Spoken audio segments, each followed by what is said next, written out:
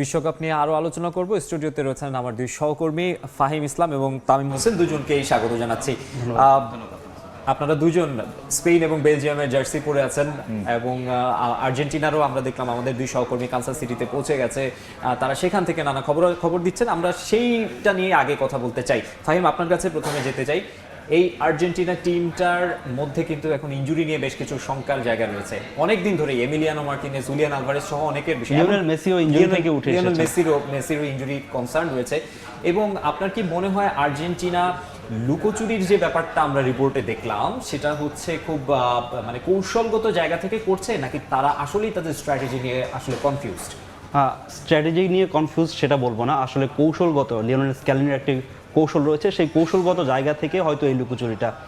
আসলে আর্জেন্টিনার যেই স্কোয়াডটা 2022-এ ছিল সেই স্কোয়াডের বেশিরভাগ ফুটবলার কিন্তু এবার আছেন সেখানে। আসলে স্ক্যালোনি নতুন কোনো ফুটবলার ইনক্লুড করবেন কিনা, কারণ 2022-এ আমরা যখন দেখেছি যে আসলে অনেক ফুটবলার ছিল যারা আসলে আমাদের পরিচিতির বাইরে ছিল, সেই সময় পরিচিতির বাইরে ছিল, কিন্তু তারা আসলে টুর্নামেন্টে এসে ক্লিক করেছে। সেই জায়গা থেকে হয়তো লিওনেল স্ক্যালোনি এবারও সেই সব কিছু ফুটবলারকে নিয়ে আসতে পারেন, ম্যাজিক হয়তো আমরা এই আসলে দেখতে পারি। সেই জায়গা থেকে আসলে এই যে ফুটবলাররা রয়েছেন যারা ইনজুরিতে রয়েছেন তাদের জায়গাটা তারা ঘাটতি পূরণ করবেন, সেটার কারণে আসলে হয়তো বা লুকোচুরি বা ওই ফুটবলাররা যাতে অনেকটা বেশি লাইমলাইটে আসলে যখন লাইমলাইটে আসে তখন প্রত্যাশার চাপটা একটু বেড়ে যায়, তাদেরকে যেন প্রত্যাশার চাপটা থেকে আসলে মুক্ত করে রাখা যায় সেই ব্যবস্থায় হয়তো লিওনেল স্ক্যালোনি হয়তো তার কৌশলে এঁকেছেন তিনি।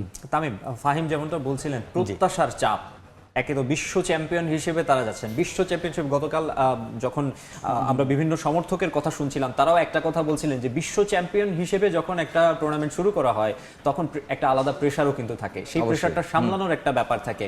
এই আর্জেন্টিনা টিমের আমরা যে খবরগুলো রাখছি, সাজিদ মুস্তাহিদ, এস এম ইকবাল আমাদের যে খবরগুলো পাঠাচ্ছেন, ইন্টারন্যাশনাল মিডিয়া ফলো করে আপনি যে খবর পাচ্ছেন, আপনার কি মনে হচ্ছে সেই চাপটা এবার আর্জেন্টিনা একটু বেশি নিয়ে ফেলছে কিনা?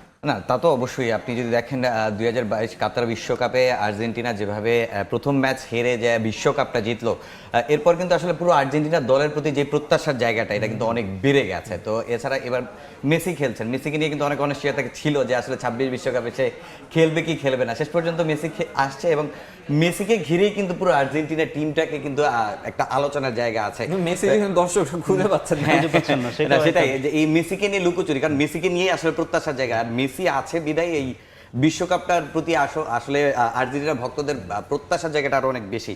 আমরা দেখেছি যে RCB back to back world cup জিতেছে, আইপিএল জিতেছে এবং তাদের কিন্তু আসলে যে ব্যাক টু ব্যাকের যে রীতিটা শুরু হয়েছে ওই রীতির কারণে এবার আর্জেন্টিনাকেও আসলে ব্যাক টু ব্যাক বিশ্বকাপ জেতার কথা বাদ দিবেন পিএসজি তো অবশ্যই, এই যে কয়েকদিন আগেই দেখলাম আমরা চ্যাম্পিয়ন্স লিগ জিতলো।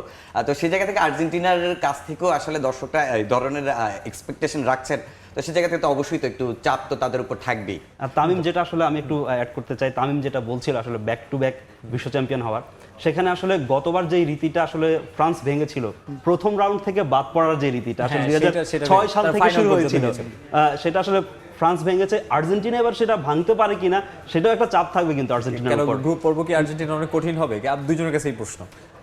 গ্রুপ পর্ব আর্জেন্টিনাকে একমাত্র দেওয়ার পেছনে সবচেয়ে বড় থাকবে অস্ট্রিয়া, সবচেয়ে বড় বাধা, তারা ইউরোপিয়ান টিম। সেখানে আলজেরিয়াও কিন্তু একটা বড় বাধা হতে পারে, চ্যালেঞ্জ আনতে, কারণ রিয়াদ মাহরেজ আছে। হ্যাঁ, আর্জেন্টিনা আমি গ্রুপ পর্বে খুব বেশি চ্যালেঞ্জ দেখছি না, তারপর ছোট দলগুলো এবারে আসলে যেভাবে খেলছে, আপনি যদি সবাই আসলে চাইবে নিজেদেরকে প্রমাণ করার জন্য, ওইটাই আসলে। তবে ওই যে বড় দলের বিপক্ষে যে খেলাটা, ওই চাপটা আসলে ছোট দলগুলো কতটুকু নিতে পারে ওইটাও কিন্তু একটা বিষয় থাকবে। রাইট, আমরা আর্জেন্টিনা ম্যাচ নিয়ে কথা বললাম। আমরা একটু কিছুক্ষণ পরেই একটা ম্যাচ রয়েছে, স্পেনের ম্যাচ, এবং কেপ ভার্দের বিপক্ষে খেলবে। ফাহিম স্পেনের জার্সি পরে আছেন, সমর্থন হয়তোবা কিছুটা হলো ফুটবলকে ভালোবেসে থাকলে বড় বড় দলগুলোর প্রতি মানুষের আসলে একটা ভালো লাগার জায়গা থাকে। স্পেন কেপ ভার্দে দুইটা কিন্তু ভিন্নধর্মী দল। স্পেন এবারের আসরের অন্যতম হট ফেভারিট, কেপ ভার্দে নবাগত একটা দল। আপনার কাছে ম্যাচটা কেমন মনে হচ্ছে?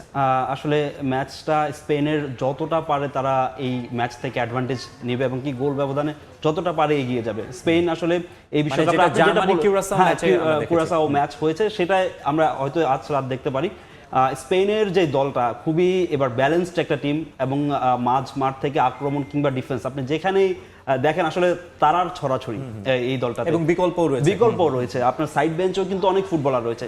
সেখানে আসলে স্পেন যে আসলে এই বিশ্বকাপ অনেক দূর যাবে বা তারা চ্যাম্পিয়ন হবে সেই প্রত্যাশাও করছে। সো ওই চ্যাম্পিয়ন সবার দলের মতোই চোখটা কিন্তু লামিন ইয়ামালের দিকেই বেশি। হ্যাঁ, লামিন ইয়ামালের যে বিষয়টা, আসলে লামিন ইয়ামাল ইনজুরি থেকে উঠেছে, কিন্তু তিনি আসলে স্টার্টিং 11-এ থাকবেন কিনা সেটা নিয়ে একটা কনফিউশন রয়েছে। তবে তিনি একাদশে মানে সাবস্টিটিউট হিসেবে তিনি নামতে পারেন, ভাবেই থাকবেন। লামিন ইয়ামালকে কি এই বিশ্বকাপে মানে সেই সুপারস্টার হয়ে ওঠা আমরা দেখতে পাবো কিনা? অবশ্যই লামিন, আমরা দেখেছি 2018 বিশ্বকাপে সুপারস্টার হয়েছিলেন কিলিয়ান এমবাপে। সেখানে আসলে এই বিশ্বকাপে লামিন ইয়ামালের উপর একটা চোখ রয়েছে এবং হতে যাচ্ছেন তিনি। অনেকগুলো তারকা রয়েছে এবার বিশ্বকাপে, সেখানে লামিন ইয়ামালের উপর সবকিছু মিডিয়া থেকে সবার চোখ রয়েছে। আসলে লামিন ইয়ামাল এবারে বিশ্বকাপে তিনি কেমনটা করেন। বেলজিয়াম মিশরের ম্যাচ রয়েছে, এই ম্যাচে কিন্তু মোহাম্মদ সালাহর উপরে সবার একটা নজর থাকবে, কিন্তু তার একটা ইনজুরি কনসার্ন আমরা শুনতে পাচ্ছি।